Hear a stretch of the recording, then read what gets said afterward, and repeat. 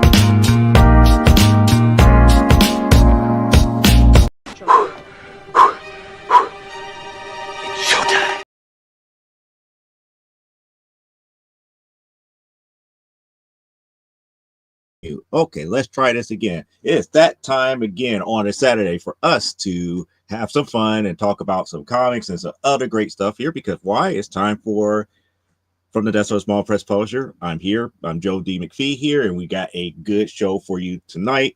We got a lot of books to go over, a lot of books to talk about. We got some things about C2E2 to talk about here, and a couple of other things that are going on. So without further ado, let's get a lot of the business end of things out the way here, such as Stupid O'Clock happening 1 hour into our show. If we go to a second hour here, that is then followed up by Last Man Standing, which starts at 1 a.m. Eastern Standard Time. And then that is followed up by a little bit of a respite until Monday morning, where you have Nicholas Tucker and Nevermind the Furthermore on Monday. And then don't forget about Thursday, where I'm right back here with the Comic Book Spectrum crew at 7 p.m. Central Standard Time. I'm not certain what books we're going to talk about and which shows we're going to talk about, but it's going to be a very awesome show this upcoming Thursday. Nevertheless, here, so we're here, we're back, and we're about to get ready to do the thing here. So I'm going to give just myself a little bit of a moment here to take a couple of sips of water here, because we got a lot of books. And trust me, this is going to be one of these few weeks that we're going to be doing a hell of a lot of books that's coming in for new comic book pickups for the week. So without further ado, let's go ahead and get to it here for new comic book pickups for the week here. And like I said, it's a lot of books. I'm seeing in front of them right now. And we're going to start off with almost a complete run. And when I say almost a complete run, I literally mean almost a complete run of Codename Knockout, starting from issue number 0, issue 1, 2, 3, 4, 5, 6, 7, 8, 9, 10, 11, and I think this goes to what, 13? Yep, 13, because I need to find the issue number 12. So 13, 14, 15, 16, 17, 18, 19, 20, 21, 22, 23, and I believe 23 was the last issue of Codename Knockout. So almost a complete run of Codename Knockout. We're going to follow that up with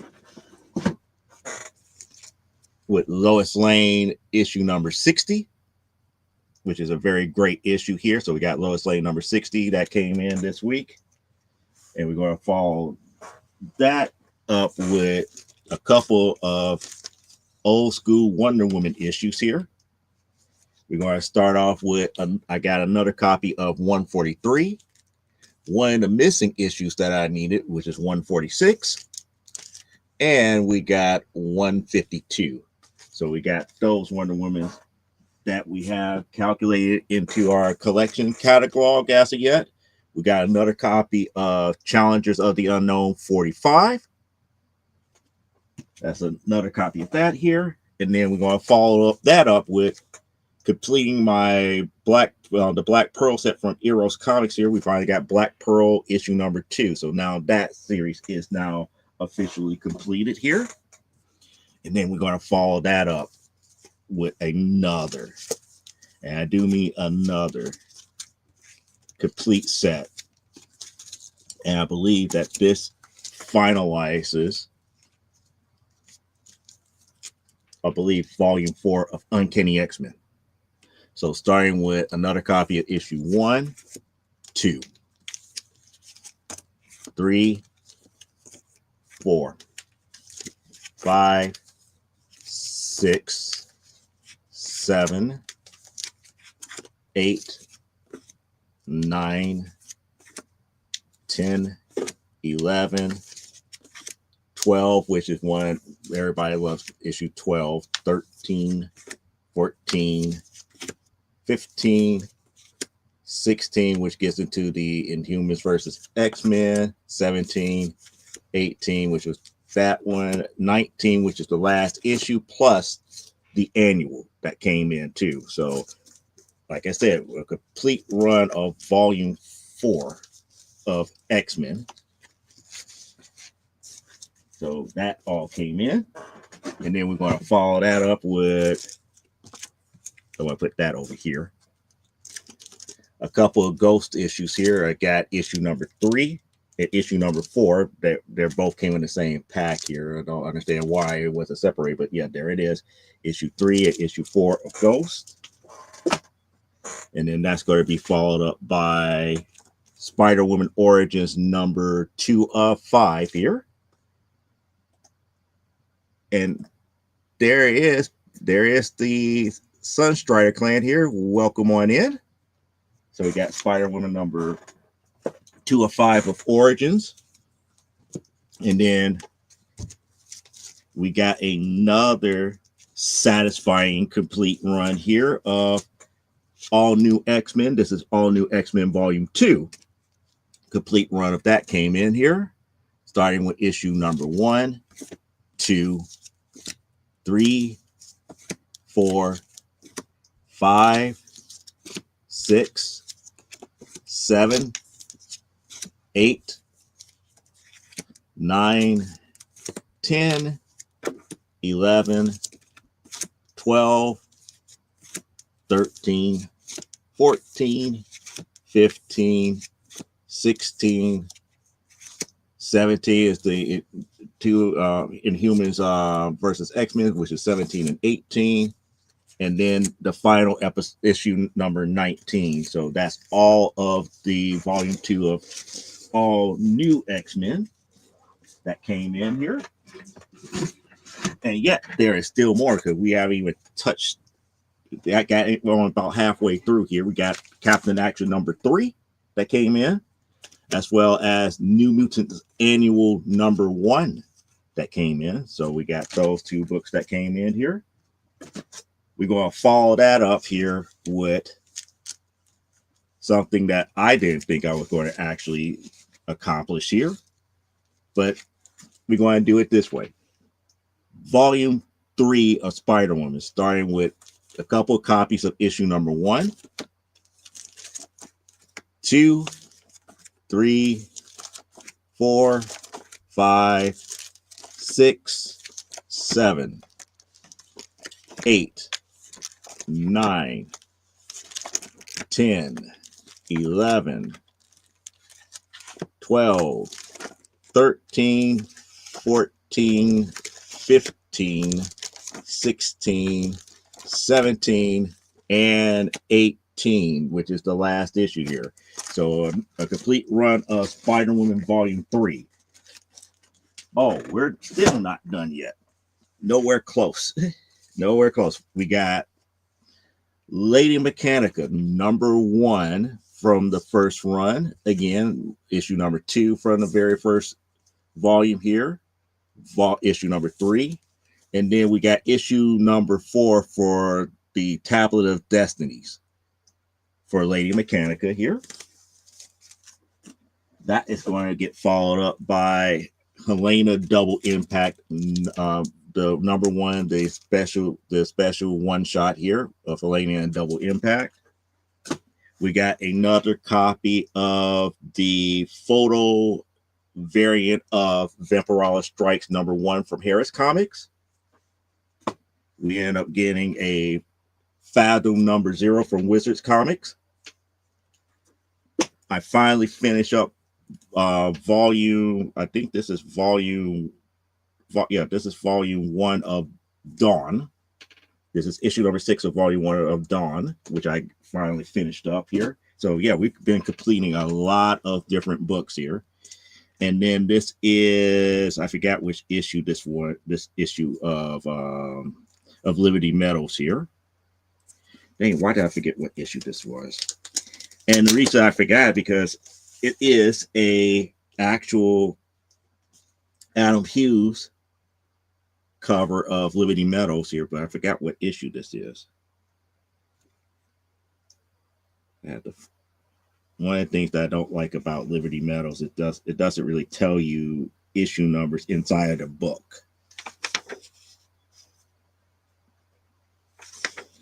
Lucky Mail.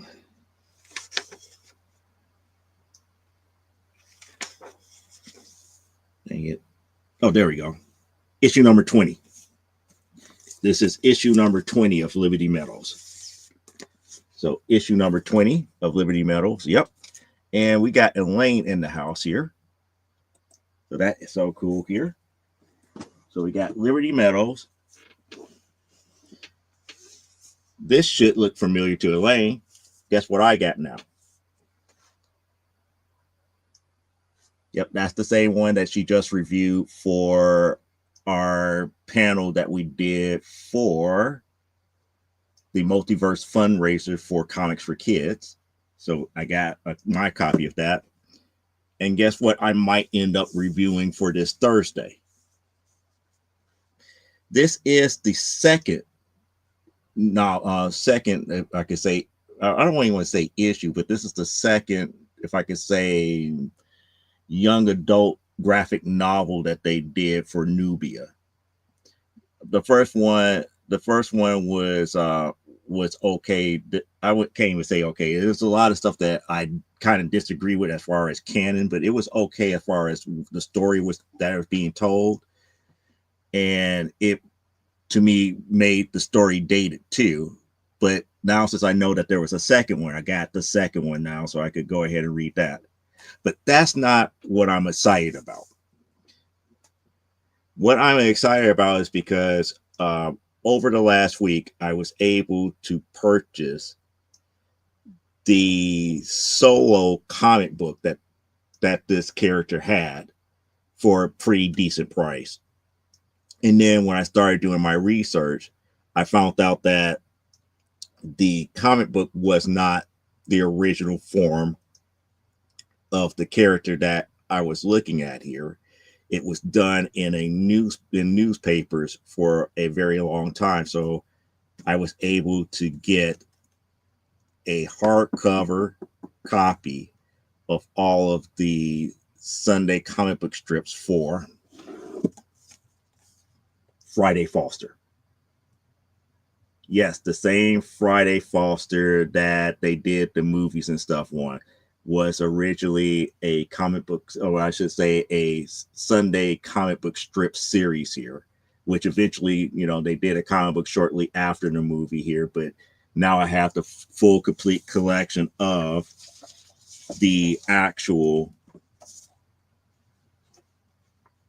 strips, comic book strips that they did back in the day here. So this is going to be quite an awesome find here as a whole, as far as I'm concerned here.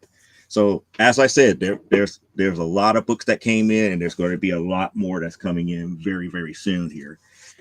I know, oh, see, Elaine went squee over some of the other books here.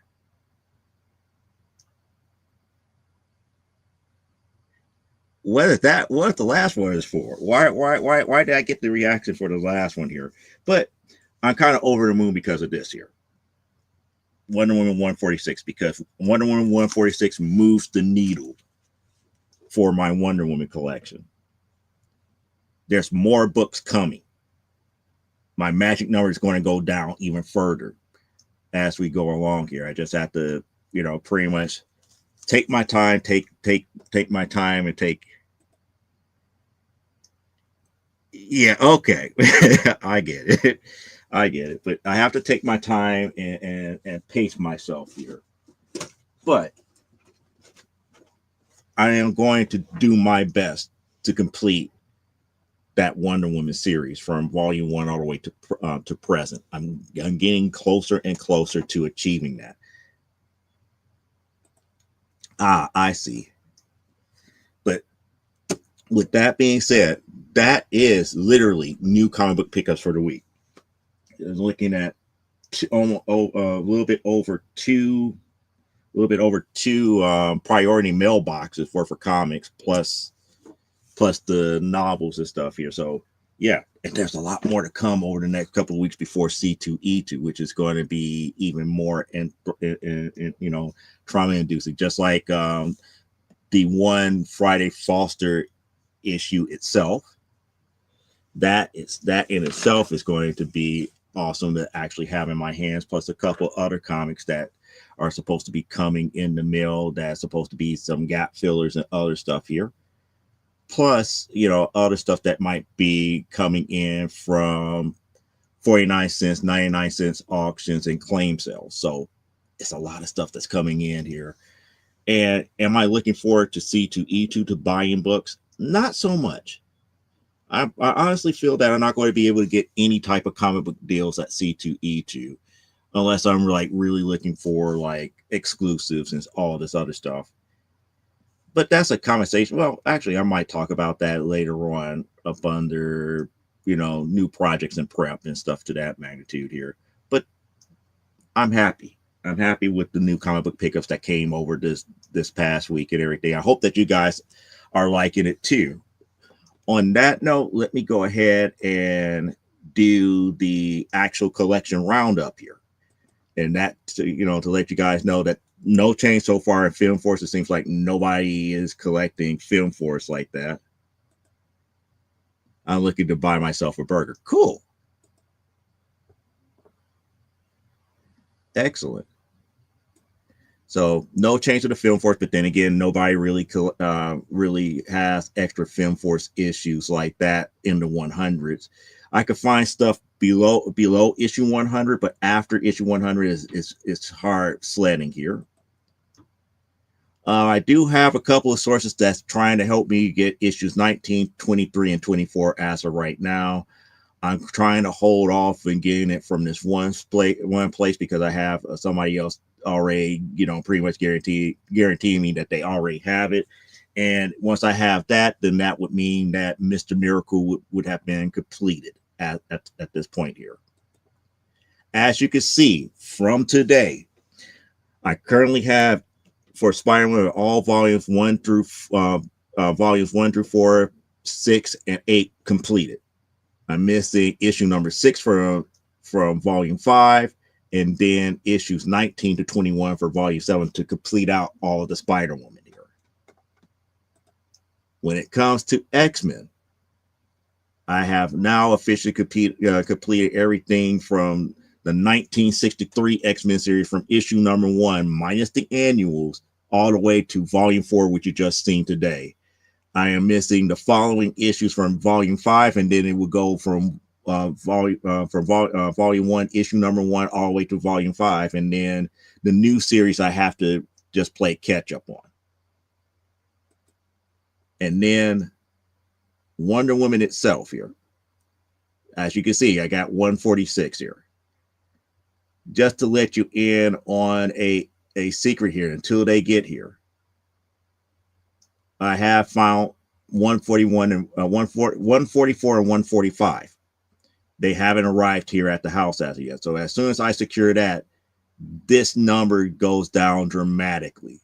And when I say go down dramatically, I would be looking for issues in the 120s at that point, which means that the magic number will go down to maybe about like 105 and 104 issues. And from there, from issues in the 120s, I think I only missed like about 4 issues in the 120s. And then that goes down to like the early 110s. So we're getting down to close to having everything from like issue 100 to present, which is a hard feat to do. And the last 100 is going to be a pain in the rear, because that's when we go from having like issues that are anywhere between like $15 to $25 a pop to anywhere between like $80 to $90 a pop. When we're getting into like the bigger books, the big books, the harder to find books. And if a person does have them, you're going to pay a whole bunch of money for it. And then the other thing that I have not attempted here, or well, I shouldn't say have not attempted, but they're harder to come by because not too many people released the series of X-Men from the 1991 series, the good old Jim Lee beginning series from those volumes. Is like, for example, I'm still missing these 5 issues from Volume 4, which I thought was going to be easy. Not so much. Volume 5, they're out there. Same thing with Volume 6, they're out there. But again, I'll talk about more about that in our other things here.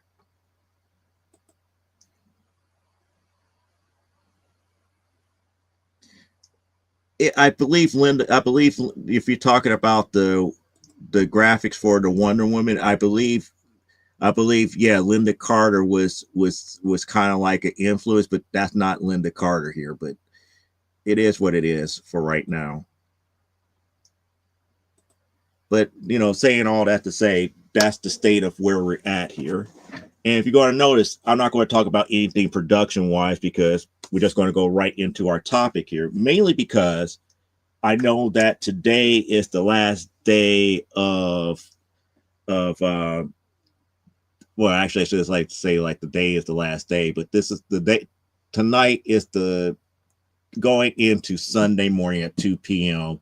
We go into daylight savings, at least here in the Midwest. Unless you're in like Arizona or Hawaii, it's like the rest of the country is about to get ready to go into daylight savings here. So I know that sleep is of the essence here.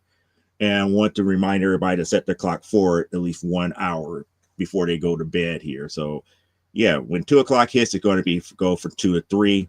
Don't forget to set your clocks here. So that means my friends on the East Coast, you're going to be a little bit further in the future than the rest of us here because of that. But I don't think we're going to be on that long tonight here.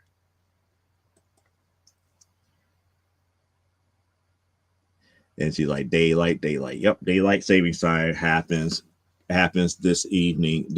Going into Sunday morning at 2 p.m. 2 a.m. We go skip an hour, so we go all lose an hour worth of sleep unless you're in Arizona or Hawaii, which is perfectly okay. I don't blame Arizona and Hawaii. At least they got standards. At least their standards are going to be consistent here. But nevertheless, the rest of us have to adjust here. So I'm just making you guys aware of that here. But as you can see here, tonight's topic is more comics, anime, new projects, and prep here. And as you can see, it's like the comic book collection is finally getting to the point where I'm having complete runs the way that I want it. And we're about to get ready to make that transition from trying to track down a whole bunch of popular books to maybe picking up some odds and ends series that catch my attention and slowing down on trying to get that ever so popular grail that everybody else wants, and just focusing on what I need to have my collection to be and do and everything to that magnitude here. Especially being a writer of comics that features more female heroes than anything else here. So most of my collection now is geared towards that, what has been done in the past, what is going to be done in the near future and stuff to that magnitude here. With that being stated here, that also means that a lot of my collecting habits will go away. And that's one of the reasons why I kind of held my thoughts about why it's so much harder to get the later volumes of X-Men and the later volumes of Uncanny X-Men, because of what is going on currently within the modern age of comics here, with all of this FOMO and, all of these variants and everything to that magnitude, because it's not just as easy just to go to a comic book shop and find these issues, because everybody's going goo goo gaga over the slightest niche type things about these issues. It's not about going in there and getting a copy of issue number 5 anymore. It's about, am I getting the right copy of issue number 5 of this particular cover and this type of thing and everything to that magnitude, which makes things a lot harder and more complicated than what it is to have a complete run of a title now. And for those who are truly completionists, it makes it 10 times harder, because it's not like you're buying one copy of issue number 5. You end up buying like 10 copies of issue number 5, because there might be 10 different covers. It doesn't make too much sense anymore, at least to me, in that aspect here. And one of the reasons why I find it harder to collect newer books. And when I say newer books, I'm talking about things that came out in the modern age of comics, as opposed to, bronze, silver, golden age, pre-code. Those books I could track down real quick, fast, in a hurry at decent prices here. But with modern stuff, and when I say modern stuff, I'm talking about anything from like 2020 to now. I just find all of these different markups and everything until I see, the bottom fell out of or the bubble burst, or the bottom fell out of how people want to do the fair market value for it, or the title is no longer in vogue here. That's one of the reasons why I was talking to, and I know for a fact that the Sunstrider clan knows who Michael Curl is. I was talking to him about the markup on Dork number 1. And it's like, it's no way in the world for a brand new book, when it hits the shelves, that I got to pay a FOMO markup on it. I'm not paying fair market value on that. If the book comes out and it gets published and the cover price is what, $4.99 or $5.99, that's what I expect to pay for that cover A. Because of the FOMO for that book drove the price for that issue number 1 to about $40 and $50. I was like, no, y'all can have that title.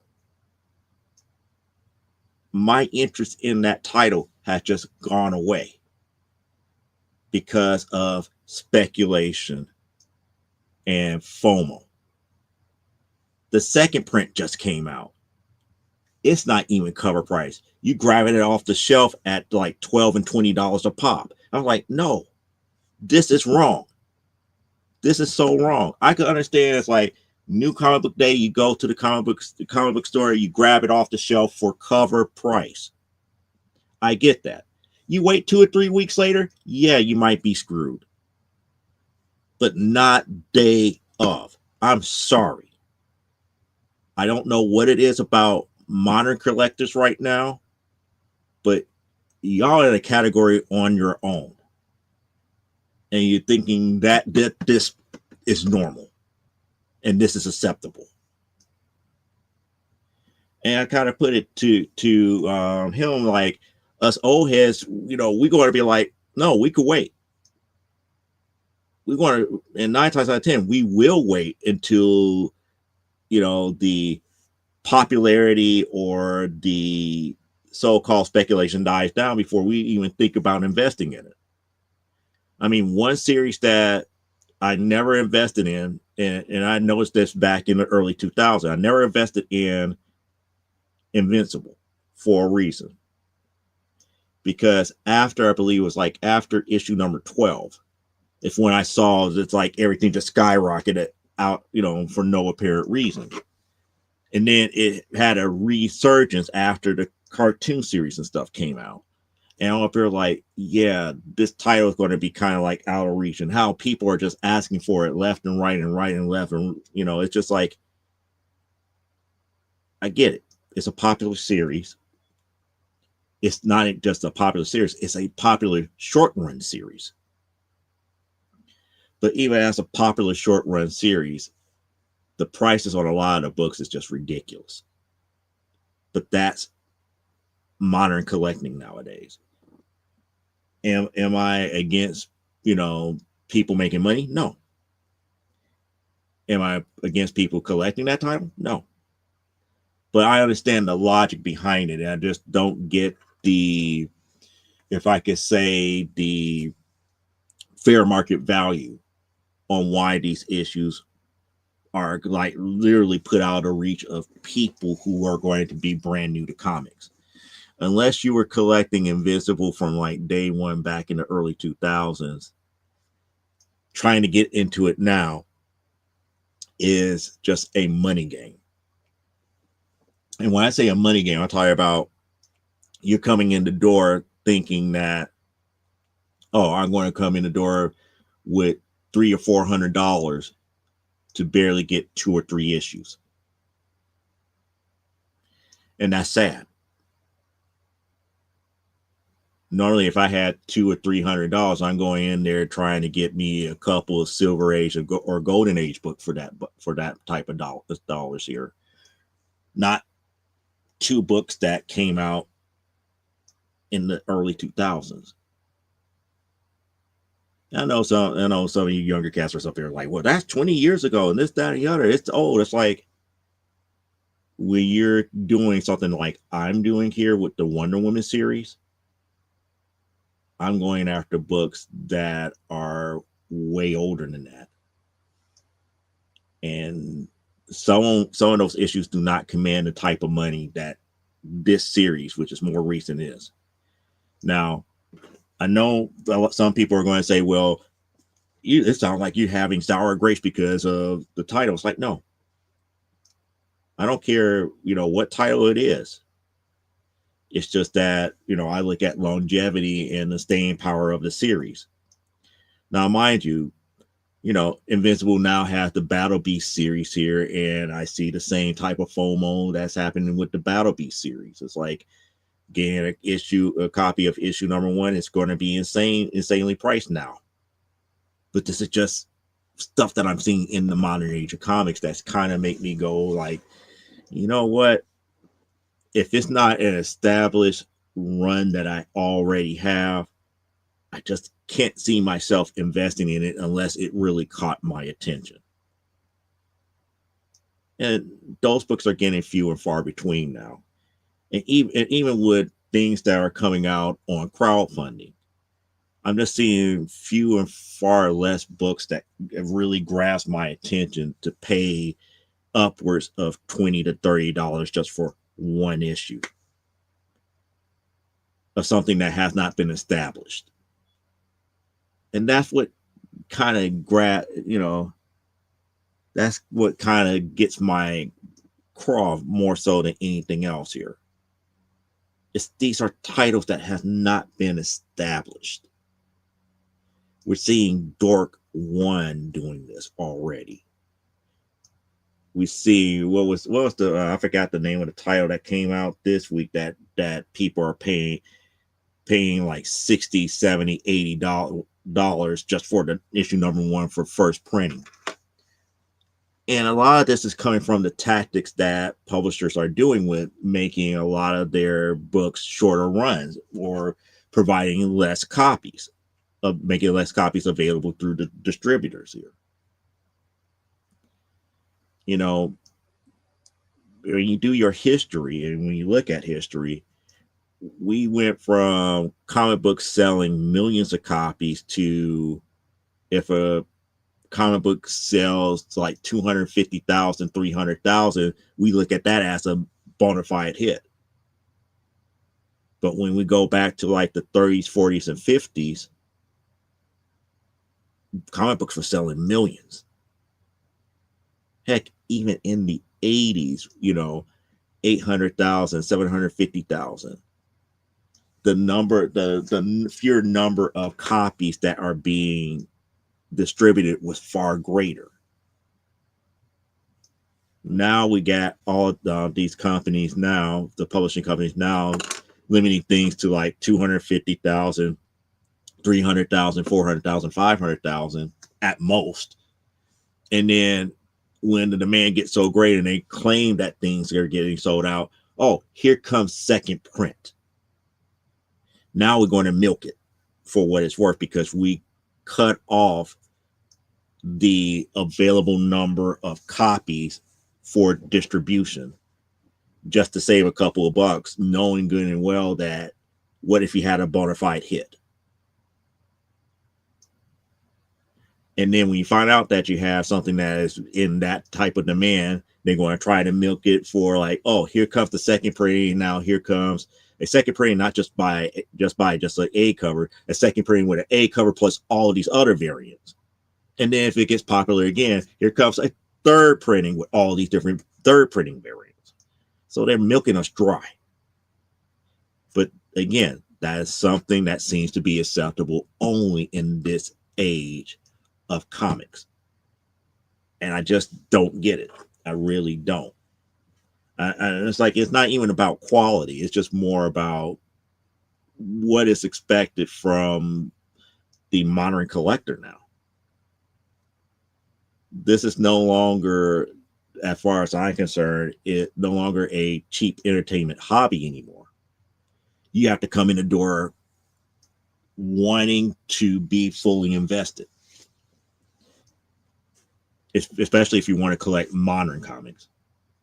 Now, if you want to collect comics in general, if you're not worried about the modern age and you really want to deal with copper, bronze, silver, and gold, this is a perfect time for you to come in because there's a lot of people selling a lot of the older books for like $3, $4, $5, $6, $7. Heck, like I said, I just got through looking through listings and everything and getting books at 49-cent auctions and 99-cent auctions on Hip Comics.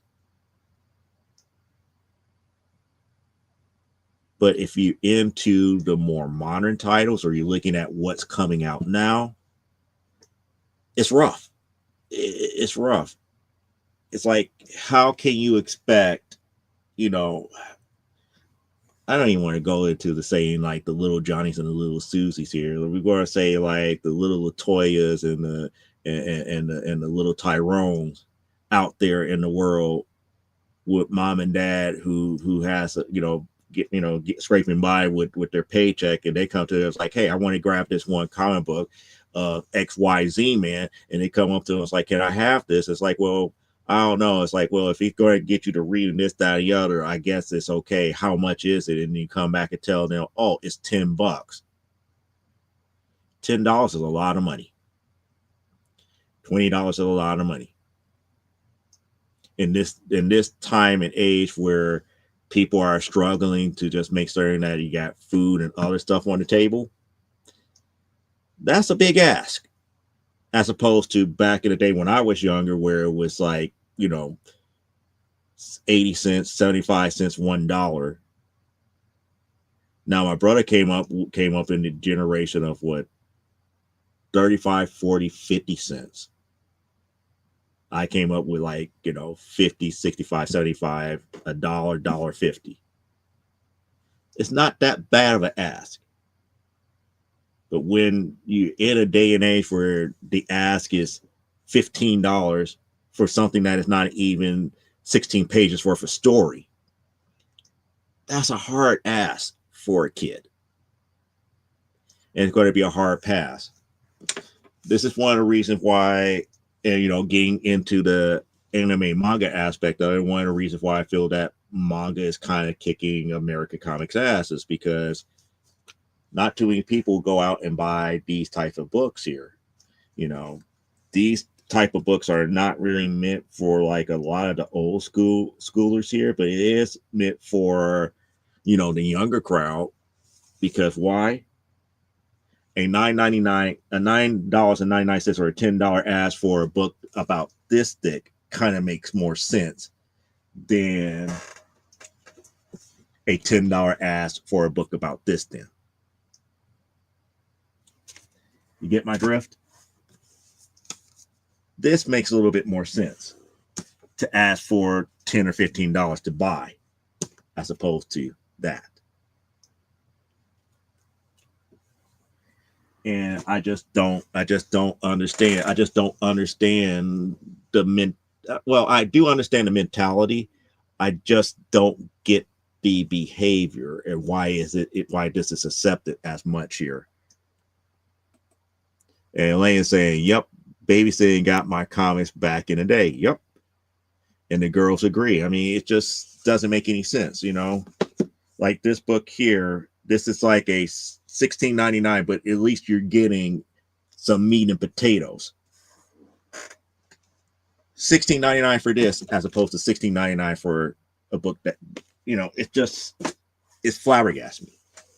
And granted, I get that we're in a day and age that people buy these books because of their favorite artist is on the cover, their favorite writer is doing a pet project or something to that magnitude, and you're willing to, you know, spend that extra money. I get it. And I'm not going to dog you for that. Do what you have to do to keep up with your fandom. But at the same time, what I also look at is entry points for brand new people into the hobby.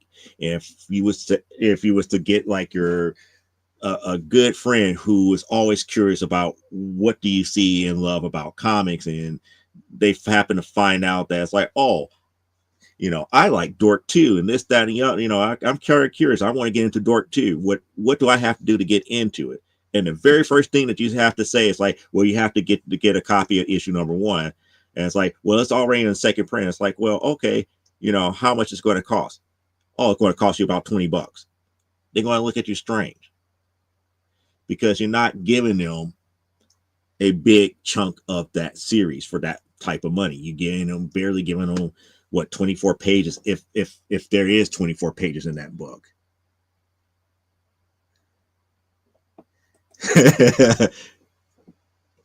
Fogger blasting. Fogger blasting. Oh boy, that's funny. But you know, it's just one of those things. It's just one of those things that just makes, you know, it doesn't make my skin crawl. It just makes me just like, why? And even worse, I want to, and it's like, and it's sad because I know we're in a day and age where we got many different type of people collecting right now. We got people who love collecting collective volumes, which is perfectly fine. I don't have a problem with them, but those who are waiting for that collective volume are waiting the longest time, because while everybody else already knows about these series and talking about all these different storylines and everything, they have to wait the longest until that collective volume comes out, if it comes out. Why? Because of the simple fact that that's the most affordable way for them to get all the issues in one fell swoop, and it makes dollars and cents wise for them. And I don't blame them. And I'm one of these people that I hate collective volumes. If I'm going to read a story, I'd rather have each issue in my hand and this, that, and the other here. And Elaine is saying, yeah, comics are originally intended for kids. I don't think that's 100% accurate. I don't believe that 100% accurate here. Now, I'm going to explain the reason why that statement is not 100% accurate here. Because comics was meant to be a quick form of entertainment for all ages, not just for kids and teens. Because if you go back to the 1930s, 1940s, there was comic books for anybody and everybody on the American comic side, just like how it is for manga over there in Japan. The difference here is that as we got more into like the 60s and 70s and 80s, the comic book publishers started marketing solely to kids and teens because they figured that it's easier to keep kids and teens happy with these stories instead of just making it for all ages. And then once that mentality of comics are only for kids got into our, if I could say, culture, really, got its roots into our culture, we can never break away from it. Because even with looking at things right now, who buys the greatest amount of comics right now? It's not kids and teens. It's people over the age of 30 mostly. And how did we get all these people over the age of 30? Because again, they started back when we were dealing with a lot of the silver, bronze, and copper age books because they were still affordable. Even to this day, a lot of those books are affordable even in this economy compared to what we're doing now with modern age comics.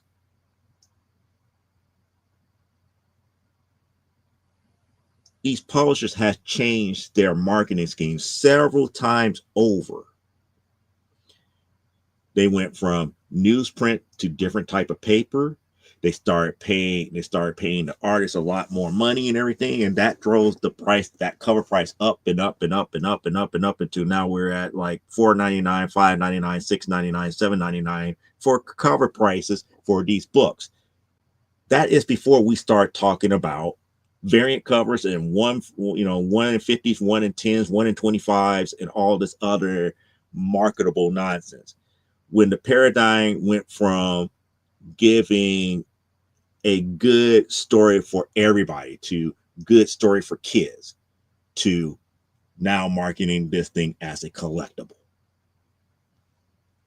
It's a lot of things that these publishers are doing on that marketing side that just doesn't sit well when it comes to this hobby as a whole here to get new people in.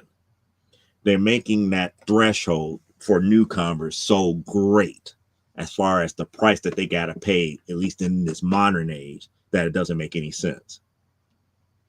And to be quite honest, if I have to get newer people into the hobby of comics, the first thing that I probably do is take them to like a C2E2 instead of going to these bigger booths where you have the companies here with their $40 and $50 and $60 exclusive variants and everything. I'll take them to a couple of the comic book vendors to their dollar bins, $2 bins, or $3 bins, and get them maybe like a couple $100 worth of comic books. It's like, here, start with this. If you like these books, guess what? You could find these books a lot cheaper than more of these other exclusive books that they're up here trying to peddle. And it's sad to say that. It's sad to say. It's like you could get this brand new copy of X-Men number. I think they're on like 30 something. This exclusive cover of C2E2 exclusive cover of X-Men number 30 something with the one of the greatest artists of all time for $60, and you got one comic. Or I could take that $60 and parlay that into maybe 20 to 30 books over here out of the $1, $2, $3 bins easily. And to be quite honest, the modern comics age here has gotten away from telling great stories. Everybody is looking at the art. Everybody's looking at, who's doing what, the artwork. Is it if it's a good writer, they just want to say, oh, I just want to support the writer, but nobody's really commenting about the stories. Nobody's talking about how great the story is and why they want to follow that next issue and why why others need to pay attention to these stories. That's not happening now as it used to be.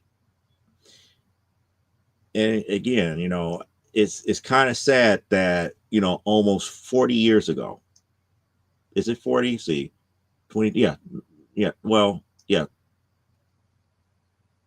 Yeah, 40 years ago in the 90s. We lost all of those other magazines and everything because it's like when we lost Wizard magazine, when we lost what is it called? Not Comic Book Buyer's Guide. The I forgot what that other free one that we used to get in comic book stores. I forgot what the name of it. But when we stop when we lost those insider magazines and these insider pamphlets and stuff like that was telling us what was going on behind the scenes and stories to look out for and stories to be excited about that's coming out.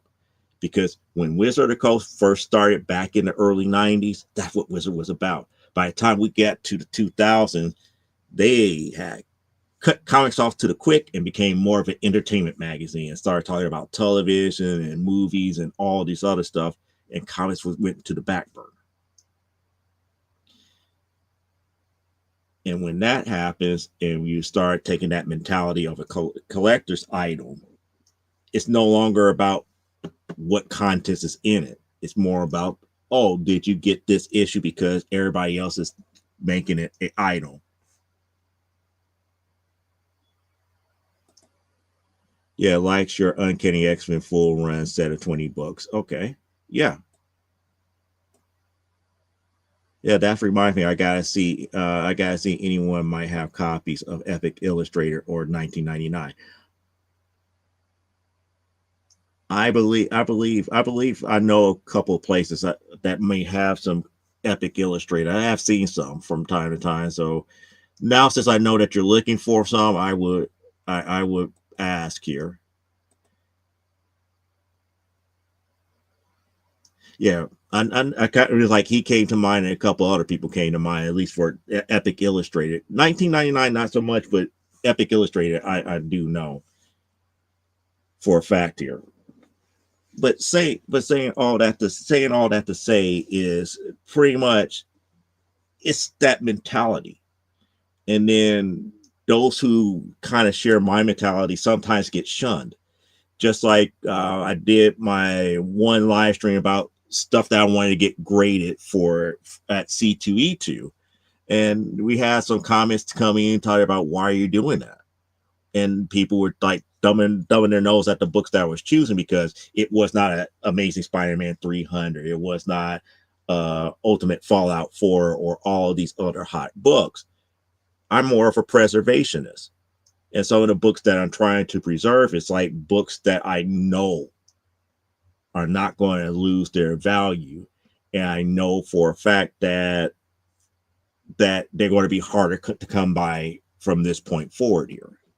Not to say that these other people are wrong, because they're not, because that's what they need to do for their collection. But for my collection, it doesn't make any sense because I'm not planning to sell these books. It doesn't make any sense to make that hard decision on investing an extra $50 to $60 to get something encapsulated if you're planning to sell it. If you're not planning to sell it, it's like I could take my time on doing this. But one of the things that I was looking at is like which books needs to be preserved fastest here. And to be quite honest,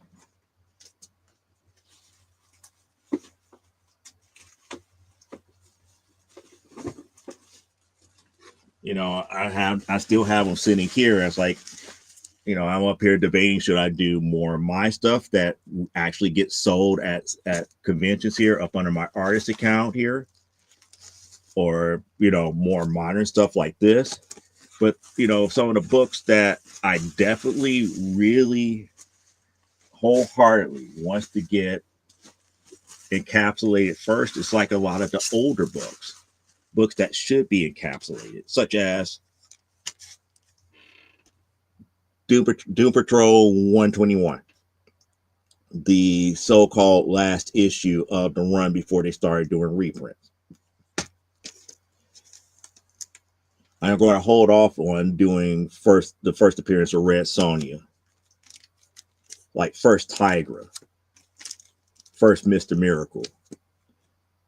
Debating on doing another another copy of 206, which is the third appearance of Nubia. Even things such as, Challengers of the Unknown, older books, to try to preserve them, to try to, keep them at their most pristine, here. And then, there are some other more recent books that I'm also thinking about that, like I said, to me, that it becomes more like a vanity type thing here, such as that to me is a vanity. That's more vanity than, oh, I have to get this encapsulated and whatnot. This is more of a vanity thing here. Yes, it needs to be preserved. Yes, it's a popular type of book that people would like to go and get graded. That's another one. That's a vanity book. Not everybody's looking for a high grade Young Avengers #1 anymore. Another vanity book, only because people were going goo goo gaga over second printing of Gotham Sirens #1 from the first volume year. Already got a 9.8 of the first print, but I could hold off on that. But things that I would like to get done right away is like things like Red Sonja #1, or even Howard the Duck #1. Those are things that I see more fitting to get graded. Heck, I got even another first Spider-Woman to try to get graded. But nevertheless, these things I could sit back and be like, okay, one at a time, not, no major big deal to try to make money back off of getting the encapsulation. These are just books that, as I need to get them preserved, I will get them preserved. But at the same time, other people be like, no, you're choosing the wrong books. You're looking at the problem the wrong way. It's like, how am I looking at the problem the wrong way? I even got signed books that I want to get graded, such as the Peter David sign of 441. Mind you, I already got 441 graded, but this is the one that I got signed by Peter David.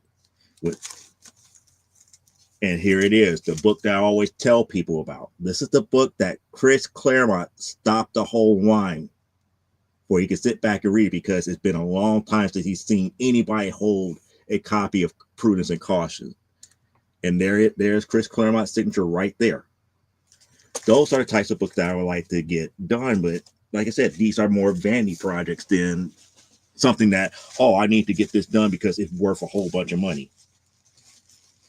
There's two ways to always look at collecting as far as the monetary value is concerned. You could look at it as far as reselling, or you could look at it as far as like, I lost my train of thought here as I was putting these books away here. You could look at it as far as reselling the books, or you could look at it from the standpoint of archiving. And when you look at it from the standpoint of archiving, you're looking more for historical sense, or the actual value that is being brought to the table from the overall history of comics, which to me is more precious than, oh, if I could sell this for $100 now, I made my money back. I rather preserve these books to have somebody 20 years, 30 years, 40 years down the line be able to look at it and enjoy it and know a lot of the history here. And one of the most surprising things that happened today was, my fiance sent me a video. It was talking about, it was two people talking about the why everything is being streamed today as opposed to physical media. And it was talking about ownership and being able to rewrite history. Nobody's going to have the most unadulterated version of things that have happened. So when we watch movie via streaming, news events via streaming, all the stuff via streaming, everything is up in the cloud, and it makes it easier for people to edit. So instead of having the unabridged history of things, we're going to have more or less a edited viewpoint. Even things such as this show could be, downloaded, via YouTube and everything, and people could use AI and stuff to edit what I'm saying here. But you would never have the unadulterated version of what actually took place and the true context of what is being said. I feel that way when it comes to comics here too. The reason why I'm trying to get certain collections and certain title runs in this standpoint. Will I be the only one to have all the X-Men books ever assembled? No, I won't be the only one. But my goal is to try to keep that run assembled as long as I can, preserved as long as I can, and entrust it to like a museum or a university or a library later on down the line, for it could be preserved for other people to be able to view, look at, read, and get into what I love. There's nothing wrong with that. There's something altruistic about it, more so than, oh, I can make myself a millionaire by selling comic books, and once I got that $1 million, I could walk away from it. Two different goals, two different roads to lead, but that road is not my road here. My road is to do what I'm doing back here, is creating all these different books and sharing stories and everything, and preserving these books for as long as I can, because it can be a lost art form. One of the other things that come up from time to time is like when you look at art forms, where it be jewelry making, drawing, painting, sculpting, sooner or later there's going to be fewer and fewer people doing these types of stuff, because again, it takes a lot of time to master these traditions here. And with technology catching up to a lot of these things that we used to do by hand, by tradition, people are going to lose the creative art behind it. They're going to lose a lot of the techniques behind it. And it's just not fair and not good in the long run here. Yeah, I know they are harder to come across. Yep. 1999, The Space Show. No, there was a comic book / magazine run called 1999, which was akin to like a heavy metal. So if you know about heavy metal, before heavy metal became heavy metal, there was things such as Epic Illustrated in 1999. But they were few and far between those here.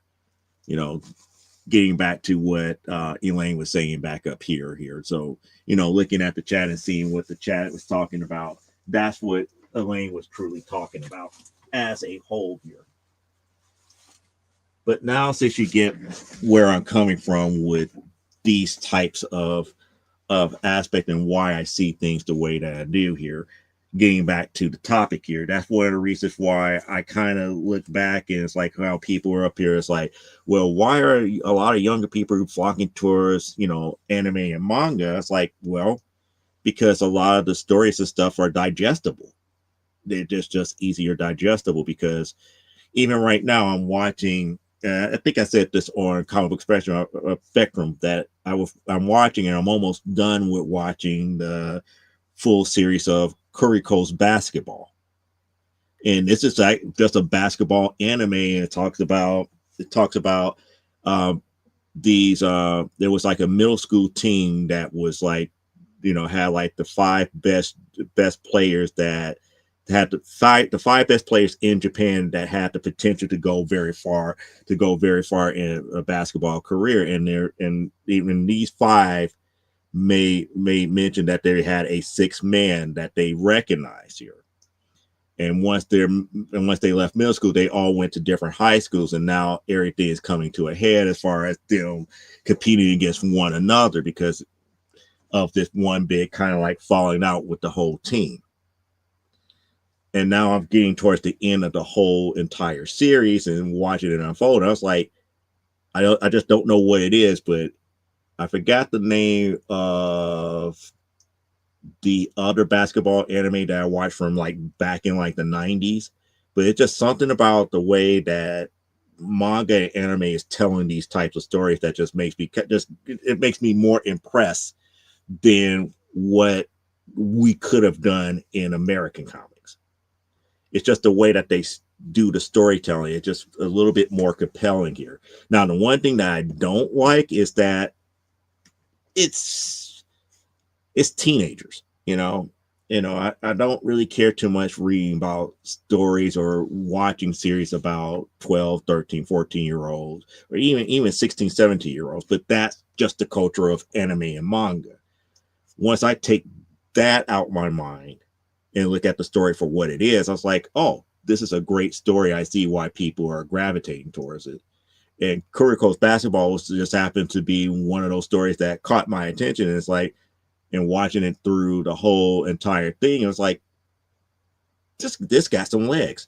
I can see why people are gravitating more towards this, as opposed to some of the stories that we're telling now. Is that a bad thing? No. But what I also look at is, what are we not doing over here with our stories? How are they telling the stories, and how can I use the way that their techniques into how I tell my stories for our comic books over here, or if I write a script for any type of animation or something to that magnitude, how I can use that to my advantage to tell a better story. So it just caught my attention in that aspect as a whole here, as far as looking at the bigger picture. Not to say, oh, anime is better or manga is better than American comics. Like, no, we're all one and the same. They're both comics. But I need to understand how they're telling the story to help me tell a better story along the lines here. It may not be what true people who love manga may like, because it's not in the art style and all the other stuff that they may love. But if you tell a great story, people will appreciate it and read it and love it just the same here. Which gets me to what we're going to talk about as far as the new projects. I'm following your advice, Elaine, here. I did start work on the appendix here, but I'm not going full bore on it.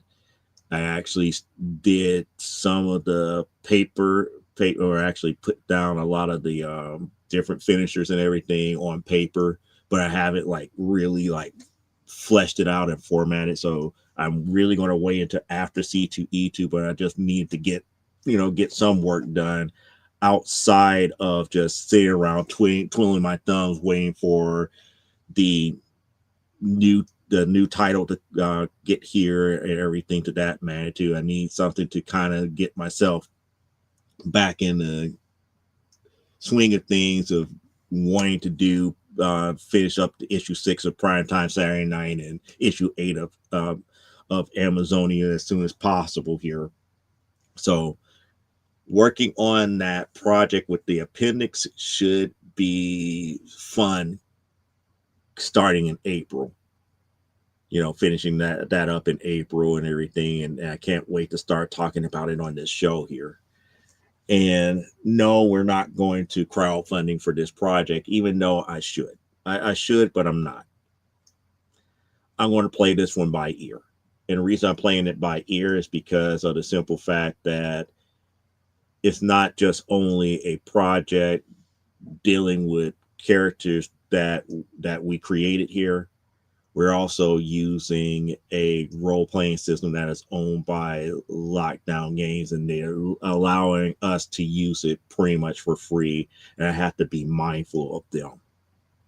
So when we do release this, I got to make certain that I take care of them, which means that the first couple of books that comes off of the printing press, I have to make certain that they get copies here. Because if they get their people in it and they love it and everything, I believe they're going to send people our direction. Yeah, I have been folding origami cranes this week, and I'm starting to do mini paintings. See, I mean, it's so much stuff. It's so much other stuff to do. Most of my stuff that I need to have done, I'm just sitting here waiting for stuff to get delivered. I haven't ordered like the short boxes for comic books as of yet because I need to put more books in short boxes and storage and everything to that magnitude.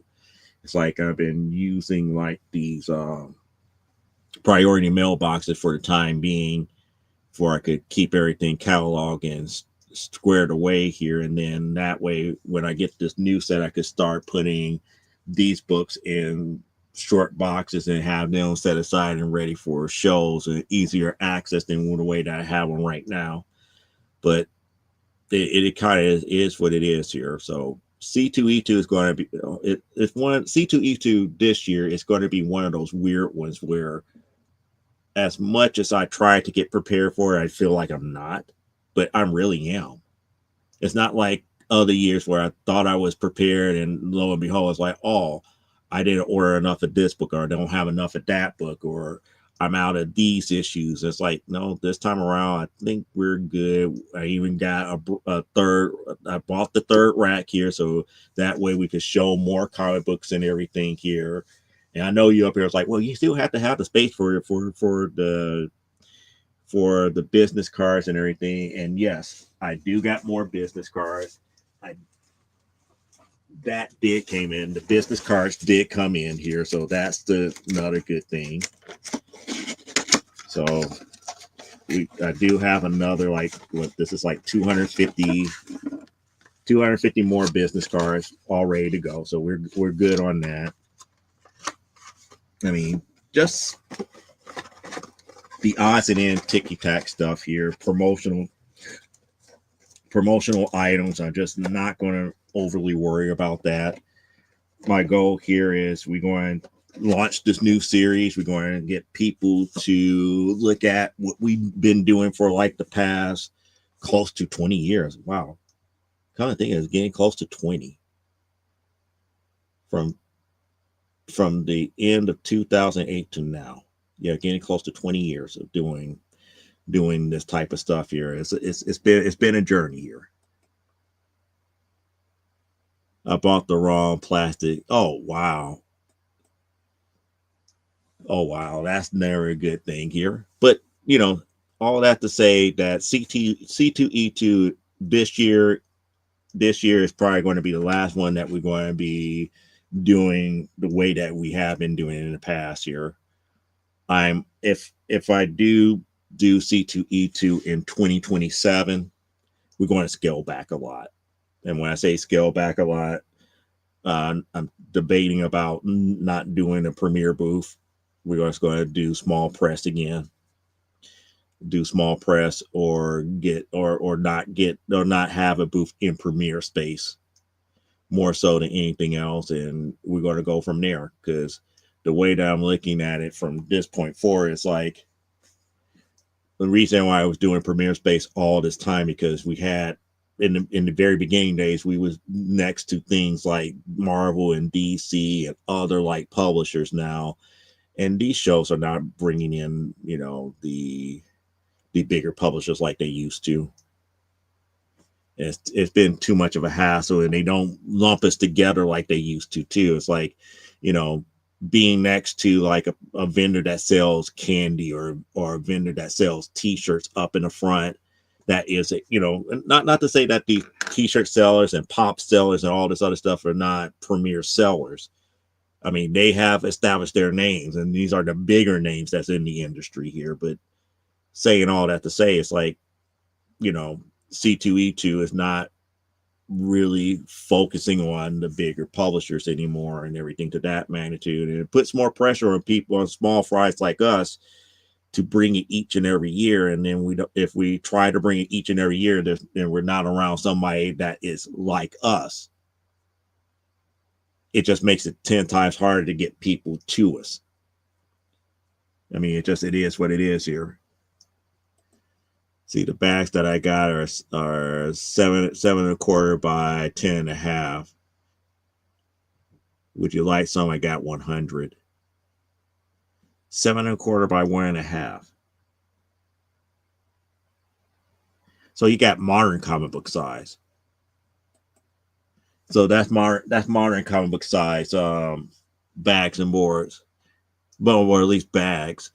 That might come in handy. I mean, if you bring them to C2E2, that might come in handy. And that was another thing that I was debating on if I was going to spend money on, which is custom plastic bags. When we make a sale, we put them in a custom plastic bag, but that is even expensive. It's like nothing is any type of thing that is branded is nowadays is nowhere near the cost of like it was 5-10 years ago. 5-10 years ago, oh, you could get branded bags real cheap, real cheap. Now you're going to pay an arm and a leg because, and sadly to say, because nothing is really truly produced over here in the States like it used to be, and those that do it cost an arm and a leg. And it's sad. It's sad, but it's true. It's sad, but it's true. But you have to figure out your own lane here. And now I have seen stuff like buying like my own stamping ink pads, where we could get like our own brown bags and stamp our logos and stuff on that. And it's like, yeah, we could do that, but that to me is still kind of chintzy. It's not something that I would do like with Sticker Mule to get like the mailing bags that I've been using. Those been coming into handy, the poly mailer bags and whatnot here. Yeah, I'll bring them as I figure out putting the smaller items into them. May not have to pay for a bag fee. Yeah. That's one of those things that I was like, I used to save all like the plastic bags and stuff that they used to give us for like free for like purchases and stuff like that, and just bring them to like C2E2 or in like some of like a lot of the older conventions. I used to be able to grab about like 20 or 30 or 40 the plastic bags for like Toy Fair and stuff like that and keep them around. But now since those bags are dwindling in numbers and stuff to that magnitude, it's just like, yeah, I just haven't found myself the time, energy, or the money to get our own branded bags. But that's neither here nor there as far as that is concerned, as far as branding the company as a whole here for when purchases are made here. But what I am looking forward to is that first day of C2E2 where I make the Legends of the Giants and Slayer #1 active on the website, active on a couple other places for sale, as well as having the books in hand at C2E2. I'm probably not going to do another Whatnot show like I did last year. I did a couple of Whatnot shows here because it seems like nobody was interested in our books here.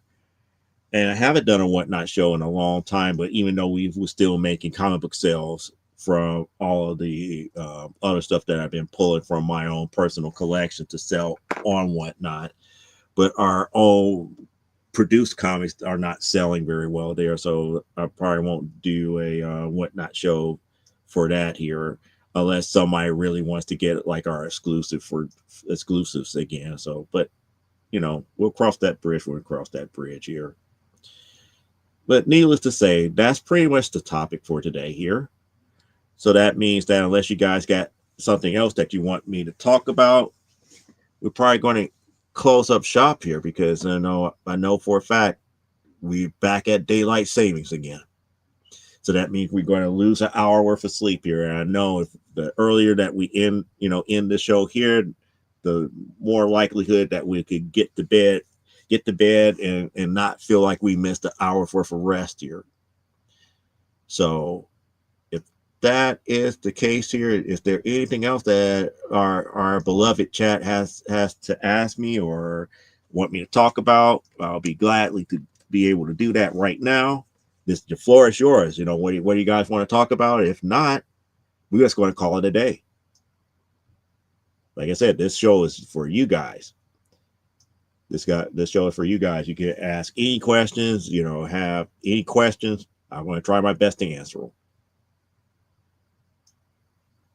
So I'll give you guys a couple of moments here. See if there's any new questions that comes up.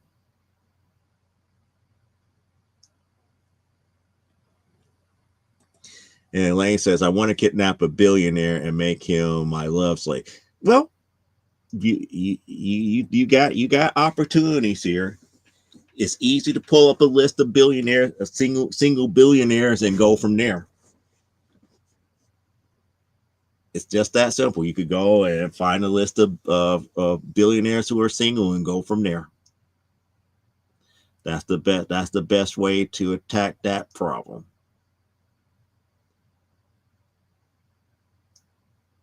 And we're just waiting to see if there's anybody else that has any other comments or questions here.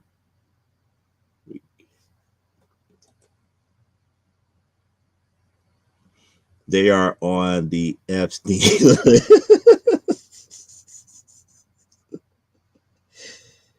I don't think she wants anybody from that list here.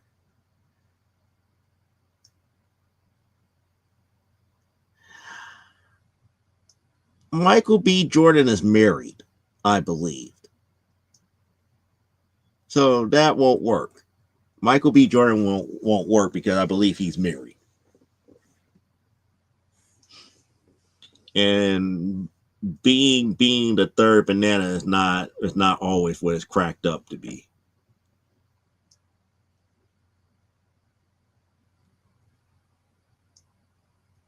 So I don't know on that here. But then again, I really don't talk too much about dating advice on the show here because I just don't know how other people truly date.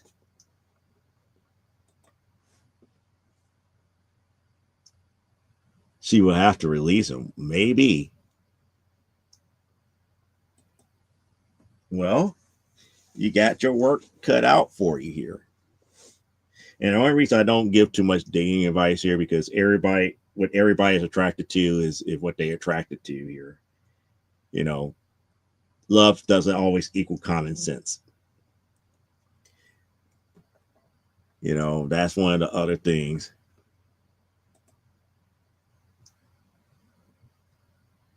You gotta help you for Michael B. Jordan.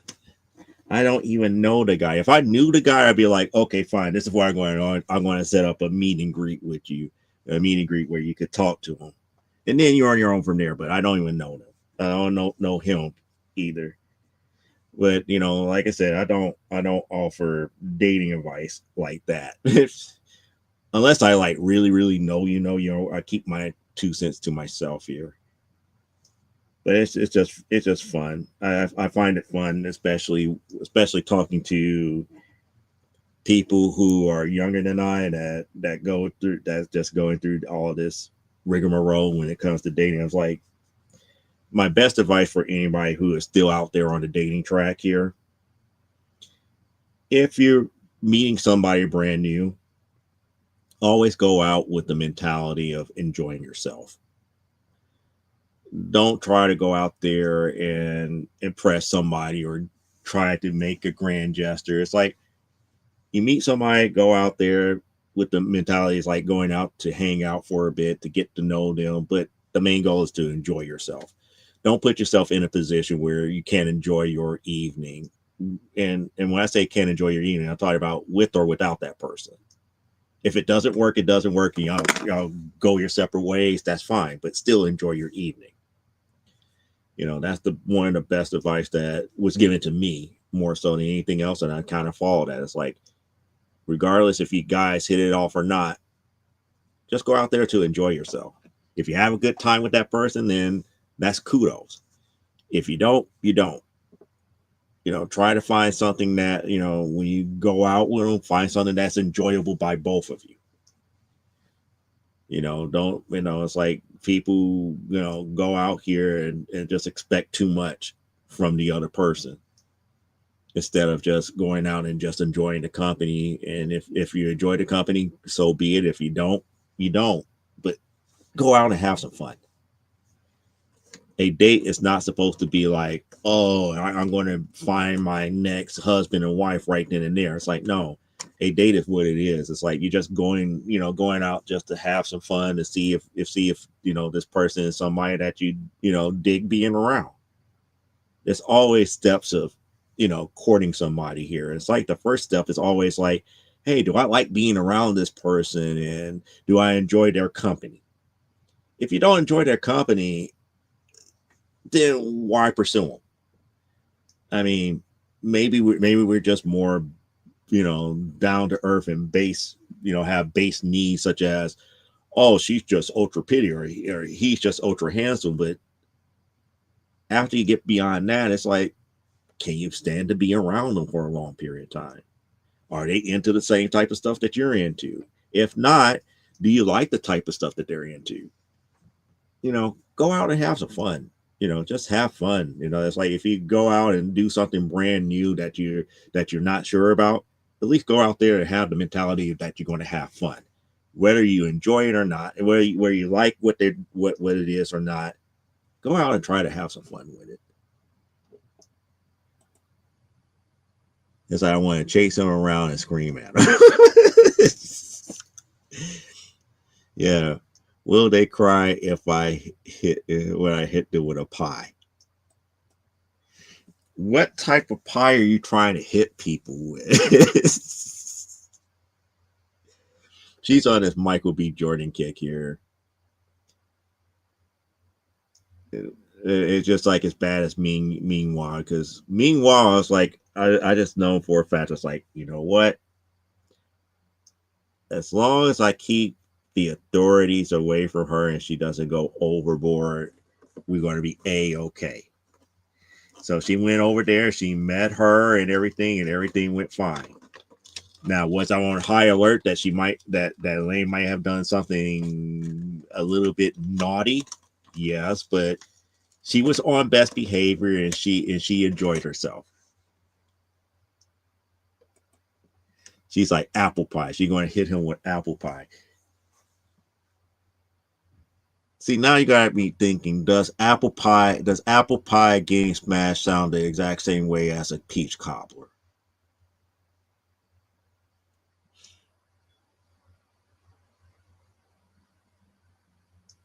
But anyway, let me let you guys go here, since I know that there's not too many. Yeah, I told you. See, you behaved yourself and you went over there. You had a good time. You had a good time talking to her, and you was on cloud nine for the rest of that C2E2 as well. So, saying all that to say, C2E2 will be something unique this year, hopefully. But we're at an hour, but almost at an hour 30 minutes here. I'm going to let my East Coast friends have a little bit of their Saturday left before they make the leap into like an extra hour into the future at 2 a.m. here. For the rest of us, I want you guys to enjoy the rest of your Saturday, and we're out. I'll catch some of you back here on Thursday for Comic Book Spectrum. If not, meet me back here on Saturday. We're definitely going to have some more comics to look at, other stuff to talk about here. Hopefully, I don't get too ranty here. Next week will put us about 2 weeks out from C2E2. So hopefully there's going to be a lot more things to show and a lot more preparation to go through here. And everybody's in the chat is saying goodbye to one another, and we're out. As always, live life, grow, and be well.